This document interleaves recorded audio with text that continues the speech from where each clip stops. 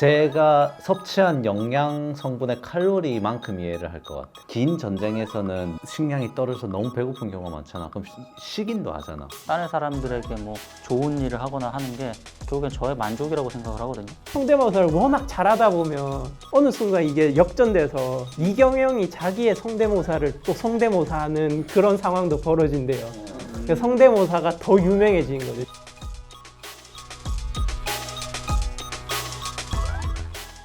그러면 우리는 이를 살아가면서 다른 사람과 나에 대해서 어느 정도 이해할 수 있을까요? 이렇게 모르면. 타인을 이해한다는 게 어떤 식으로 이해를 말하는 걸까요? 뭐 이해한다는 건 뭐 너무 깊게 생각하지 말고 누군가 살아갈 때 이 사람과 관계를 맺어야 되잖아요. 그럼 관계를 맺으려면 이 사람에 대해 알아야 되고 뭐 이 사람이 예를 들어 나한테 화를 낸다면 왜 화를 냈는지 뭐 이 사람을 이해하려고 노력할 거 아니에요. 무작정 배척하기보다는 그런 이해를 말하는 겁니다. 그러면은 저는 저희가 지금까지 좀 철학적인 얘기를 했잖아요. 그럼 계속 같은 얘기가 나올 것 같아서 저는 좀 생물학적으로 접근해 볼게요. 아, 좋습니다. 저는 제가 섭취한 영양 성분의 칼로리만큼 이해를 할 것 같아. 이게 무슨 소리냐면은 들어봐봐. 봐봐. 이 뇌를 오늘 칼로리 좀 적게 드신 것 같아요. 그치? 그래서 이해 잘 못함. 아니 탄수화물 안 드셔도 지금 그러니까 우리 인간이 형식이랑 카테고리로서 이해하게 된 이유 자체가 뇌가 너무 에너지를 많이 쓰기 때문이잖아. 나쁘게 말하면 넘겨짚는 습관이 있잖아. 칼로리를 절약하기 위해서 예측이라는 이제 기능이 생긴 거지. 내가 봤을 때 상대방을 넌 다르게 말해. 난 생물학적으로 접근해 볼 테니까. 말하세요. 이분도 생물학 좋아할 수 있잖아요. 안 돼요. 제가 선점했거든요. 오케이. 하여간 말 그대로 칼로리는 뇌를 쓸 수 있는 에너지 열량만큼이니까 내가 만약에 일을 너무 많이 하고 있고 회사에 힘을 많이 쏟고 있으면은 이 사람의 직책이랑 하는 일만 보고 이 사람 판단할 거야. 이 사람의 가족 관계 정보는 안 들을 거야. 그게 내가 이제 말하는 생물학적인 이해 방식. 그러면은 칼로리를 많이 소모할 수 있는 사람은 상대방을 더 많이 이해할 수 있는 뭐 그런 능력이 생기겠네요. 여유가 있겠지. 근데 뭐 여기는 심리적인 건 좀 배제하고 그냥 칼로리로 측면에서만 봤을 때. 굉장히 생물학적이네요. 네. 그냥 인간을 기능적으로만 봤을 때. 그럼 뭐 소개팅 하기 전이나 이럴 때 많이 먹어야겠네요. 많이 먹으면은 이제 잠도 오고 하니까. 근데 타인이 그런 저를 이해 못할 수 있잖아요. 아, 그것도 그렇네. 네. 밸런스가 항상 중요한 것 같아요. 하긴 생물학적 이해만 이해는 아니니까. 네, 제가 너무 단순하긴 했는데 하여간 어쨌든. 근데 설득력은 있어요. 그 예를 들면은 그 조선 시대나 이제 긴 전쟁에서는 식량이 떨어져서 너무 배고픈 경우가 많잖아. 그럼 식인도 하잖아. 그렇죠. 그럼 타인을 생각할 여유가 없다는 거지. 타인의 존재가 인격체랑 이제 개랑 돼지 같은 가축이랑 똑같이 바뀌어버린 거지. 타인을 인식할 수 있는 칼로리 여유가 없는 거야.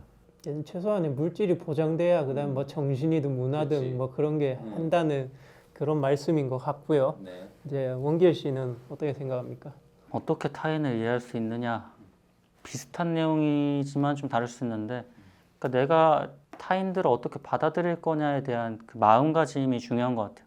그러니까 물론 내가 너무 피곤하고 칼로리도 섭취가 적어가지고 여유가 없지만 그럴 때는 뭐 기분이 태도가 될 수가 있겠죠. 타인을 이해할 수 없는 환경이 더 놓일 수 있고 근데 그럼에도 불구하고 그런 상황 속에서도 타인을 이해하려는 마음가짐을 가졌을 때 타인을 이해할 수 있지 않나 싶습니다. 그러니까 타인을 이해하려는 노력을 해야 된다는 거죠. 노력이 필요한 이유는 뭐죠? 타인을 왜 이해해야 됩니까? 이해 안 하고 살 수는 없어요. 이게 가장 이타적인 사람이 가장 이기적인 사람이거든요.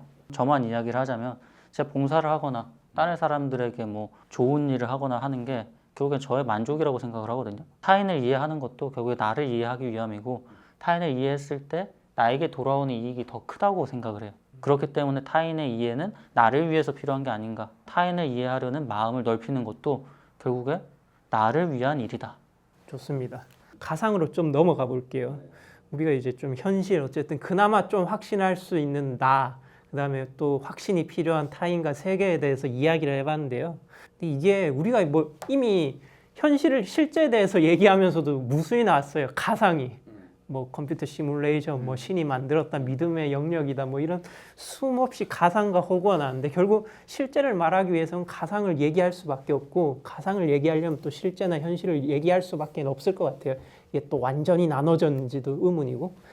그래서 뭐 아주 첫 번째 질문 그냥 대놓고 해볼게요. 가상, 허구 이건 뭘까요? 가상은 어떠한 한 존재가 만든 세상. 가상 개 어렵다 이거 미치겠다. 그러니까 오케이 다시 하겠습니다. 가상이란 것은 누군가가 만들어야 해요. 그러니까 반드시 만들어진 어떠한 것인 것 같습니다. 아, 이해가 얼핏 되네요, 저는. 그러니까 예를 들면 이런 거잖아요. 디지털 세계, 그치. 책, 게임 만드는 영화. 소설 이것도 가상의 세계. 만드는 주체가 있는 거. 와우, 야, 만드는 이거요? 만드는 주체가 있는 거. 만드는 주체가 있는 세상을 가상인 것 같습니다.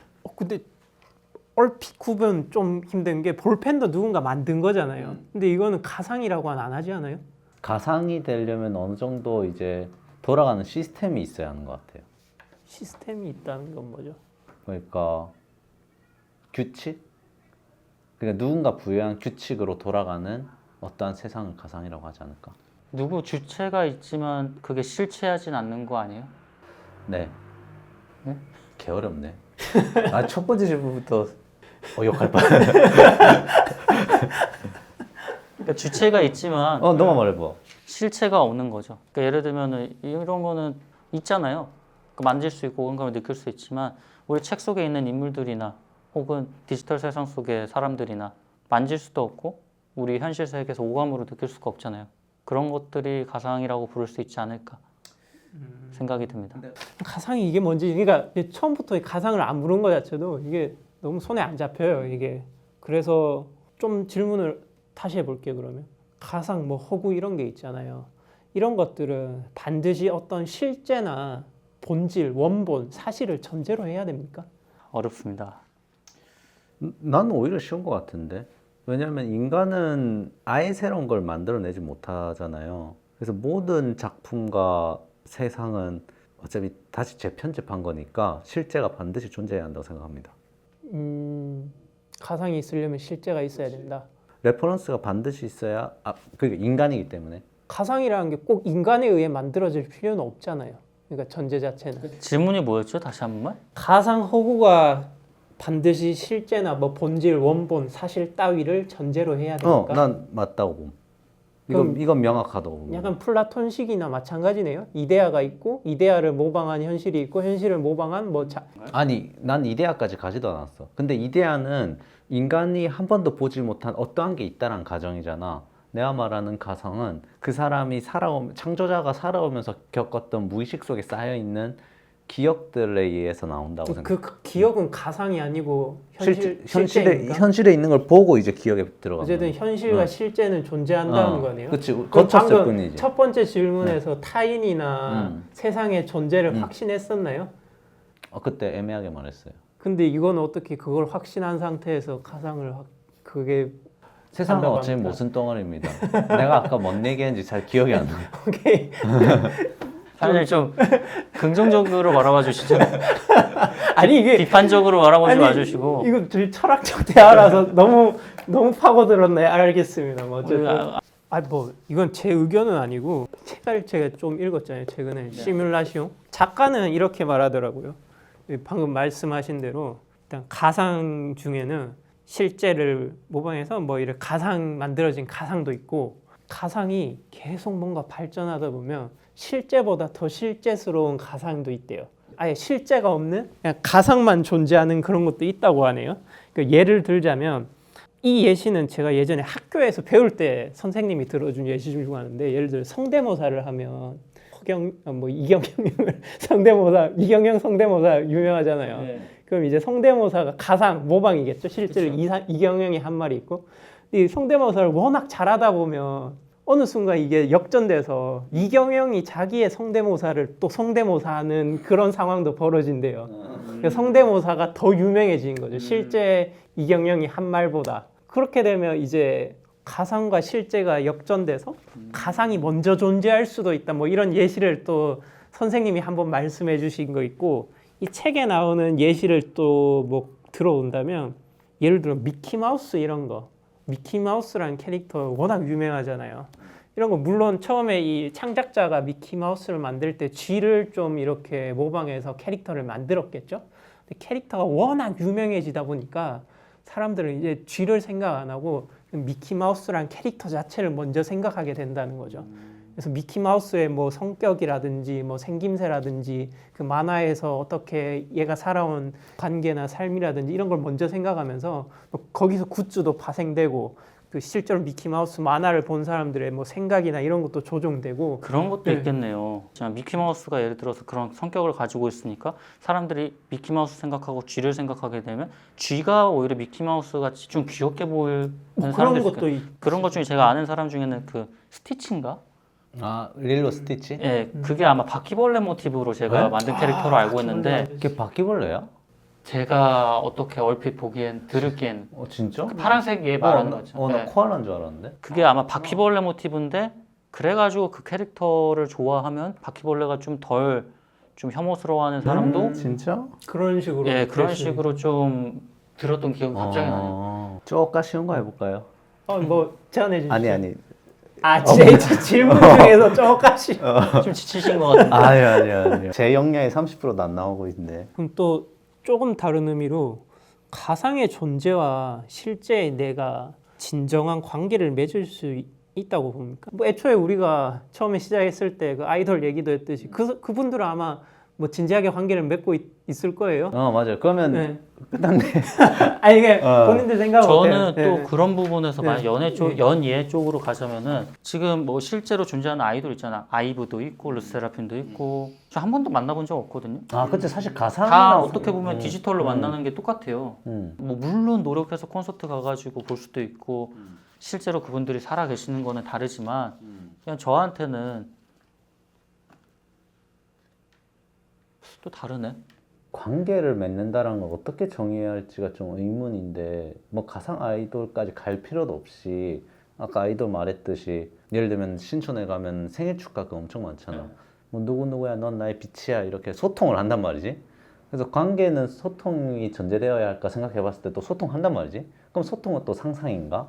이렇게 했을 때는 가상의 존재와 관계를 맺는 건 가능한 것 같아. 근데 그 관계를 맺는다라는 거는 처음에는 그냥 반드시 양방향 소통이 있어야 한다고 생각을 해봤는데 어쩌면 관계도 가짜가 아닐까, 나의 믿음이 아닐까라는 생각이 갑자기 들었어. 그 믿음만 있다면은 가상의 존재와의 관계는 맺을 수 있을 것 같습니다. 그게 생각 안 해요. 우리가 첫 주제로 외로움 얘기했었는데 그때 외로움을 달래려면 관계가 필요하고 신과의 관계도 있고 다른 타인과의 관계, 애완동물과의 관계 이런 걸 많이 말했었잖아. 그럼 가상의 존재와의 관계도 어쨌든 진지한 관계는 가능하고 외로움을 달랠 수도 있고 뭔가 행복이나 슬픔을 느끼는 게 충분히 가능하다 이런 생각을 상호작용이 가능할 것 같네요. 네. 좋습니다. 네. 오늘은 많은 이야기를 나눴네요. 마무리 해주시죠. 어떻게 할까요? 멋있게요. 자, 오늘은 그 가상에 대해서 한번 다 같이 얘기를 나눠봤고요. 뭐 가상의 이데아를 찾았는지 안 찾았는지 모르겠지만 이걸 보시는 여러분들도 한번 과연 가상이 무엇인지, 현실이 무엇인지, 그리고 과연 나란 무엇인지 한번 생각해 보시는 계기가 됐으면 좋겠습니다. 끝까지 봐주신 여러분 감사드리고요. 다음 주에 또 꼭 봐요. 안녕. 감사합니다.